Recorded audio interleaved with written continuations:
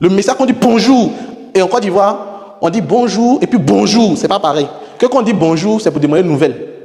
Mais quand on dit bonjour, c'est pas le même bonjour. Le jour n'est plus bon. Le jour n'est plus bon. Donc c'est la variation de la voix. Si vous avez une voix qui est monotone, si votre voix est monotone, ça veut dire du début jusqu'à la fin, vous gardez une voix qui est monotone, ce qui va se passer, c'est quoi? Les gens vont dormir. Parce qu'une voix qui n'est pas variable, il n'y a pas de variation de la voix est monotone, les gens vont dormir. Et quand les gens vont commencer à dormir, parce que la variation, elle est monotone, il n'y a aucune variation. Ça, c'est la courbe. Ça, c'est la courbe du cœur de quelqu'un qui ne vit plus. Donc, monotone, discours mort. Donc, vous devez éviter d'avoir une voix qui est monotone. Il doit avoir des hauts, il doit avoir des bas, il doit avoir des moments de pause. Comme ce que je viens de faire. Ça permet de relancer le discours.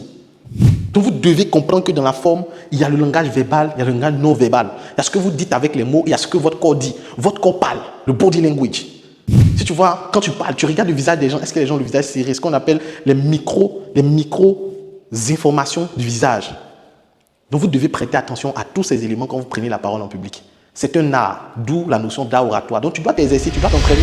Et quand tu commences à lire à haute voix, prends ton livre, commence à lire à haute voix, ça se vit dans ton cœur.